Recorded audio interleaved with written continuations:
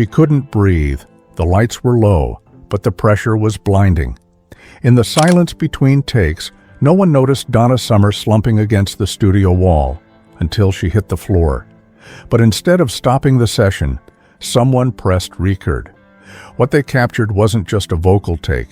It was a woman coming undone, the last trembling note of a collapsing soul, immortalized on tape. And they used it anyway. This is RetroWaves, where the legends live forever, and the stories behind the hits hit even harder.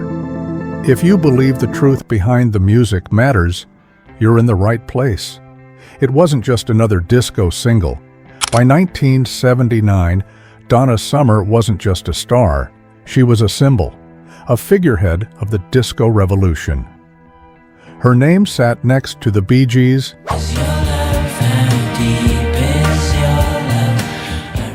Diana Ross, and Michael Jackson on the record charts. She had just come off a monster run, Hot Stuff, Bad Girls, and Last Dance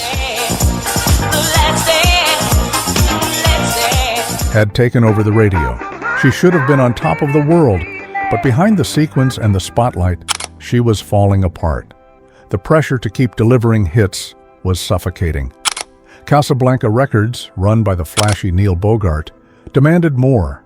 There were rumors she wasn't allowed to rest between sessions, that even after grueling late-night shows, she was dragged back into the studio the next morning.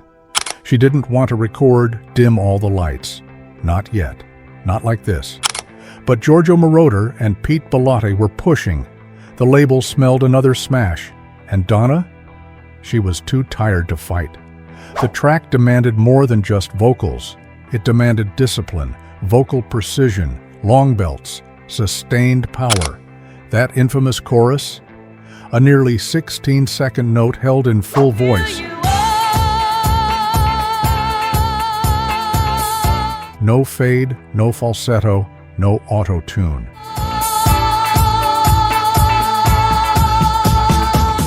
It wasn't meant for a human voice, it was meant for a machine. The session dragged on for hours. Each take pushed her closer to collapse. She was running on coffee, stress, and fumes. No food, no water, no breaks. People in the room, engineers, assistants, even friends, started to whisper, "Is she okay?" But no one stopped it. Because Donna never said no, she was trained not to. She was raised to please.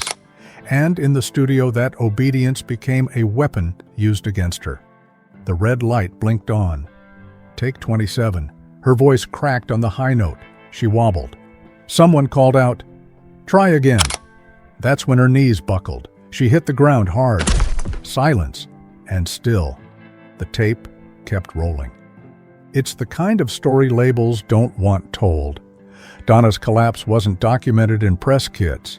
It wasn't mentioned in the liner notes. But whispers about that recording session have swirled for decades. Industry insiders claim the very take in which she collapsed, or a version close to it, made it onto the final mix. Not because it was perfect, but because it was raw. You can hear it. That tiny tremble in the middle of the chorus. The sharp gasp after the long note. A fraction of a second that sounds more real than polished. It's emotional, fragile, powerful. But it came from pain.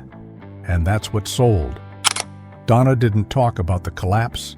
Not in interviews, not in memoirs, not on stage.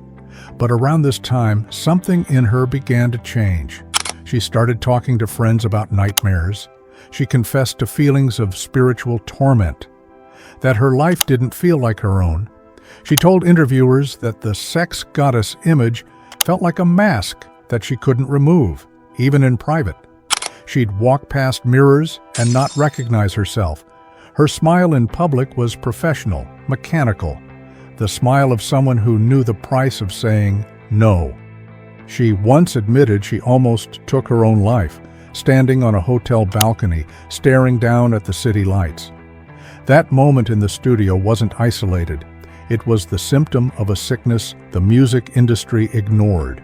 They called her voice flawless. They were wrong. It wasn't flawless, it was fought for. Each high note cost her something. In rehearsals, producers would point out microscopic flaws. Pitchy, they'd say. Too breathy, too dramatic. Try it again. She was too good for her own good. And that's the cruelest irony of fame. The better you are, the more they expect. Her talent became a weapon used against her. She was the voice, the queen, the machine. But machines don't feel. And Donna? She felt everything. In 1980, Donna Summer walked away from Casablanca Records. And it wasn't graceful. It was a war. She sued the label, called the contract slavery, claimed she was manipulated, overworked, and spiritually exhausted. Bogart fired back. There were court threats, public statements, even smear campaigns suggesting she'd gone crazy. But Donna didn't back down. She found faith, married Bruce Sudano, started focusing on her mental health. And when she returned to music, it wasn't disco, it was Donna. Her 1983 hit, She Works Hard for the Money, was her rebirth. She works hard for the money, so you better treat her right. Gritty, fierce, no moans, no mirrors, just power and truth. She had become what few women in music ever managed to become, unowned. Dim All the Lights soared to number 2 on the Billboard Hot 100. It became one of the most played tracks of her career. DJs loved the beat. Critics praised the vocals. Fans sang along to that impossible note. But few knew what went into it. That note became infamous, a vocal Everest for every singer after her. Barbra Streisand reportedly said she couldn't match it. Even Whitney Houston once referenced Donna Summer as untouchable when it came to vocal power. The industry praised the sound, but ignored the suffering. And that's the story Donna never got to tell in full. Until her death in 2012, Donna rarely revisited Dim All the Lights. She never called it her favorite, never included it in her faith-based concerts later in life, never explained what happened in that studio. But in her tone, you could hear something: resignation, acceptance, a kind of bittersweet reverence. She forgave the industry, but she never forgot the studio floor. And maybe that's where her legend was born. Not in the platinum plaques, but in the moment her body collapsed and her spirit refused to. Every generation of singers after Donna Summer has tried to match that note. Talent show contestants cite it as the one to fear. Producers use it to judge range. Vocal coaches dissect it in online videos, but none of them know the full story. None of them hear what we hear now, a woman on the edge, her breath faltering, her heart racing, her entire body screaming for rest. But her soul still singing, and that's why no one else can recreate it, because they weren't there. People only heard the power in my voice, she once said, but they didn't know sometimes it came from pain. If this story moved you, if you'll never hear Dim All the Lights the same way again, subscribe to RetroWaves, because behind every hit is a story the charts never told.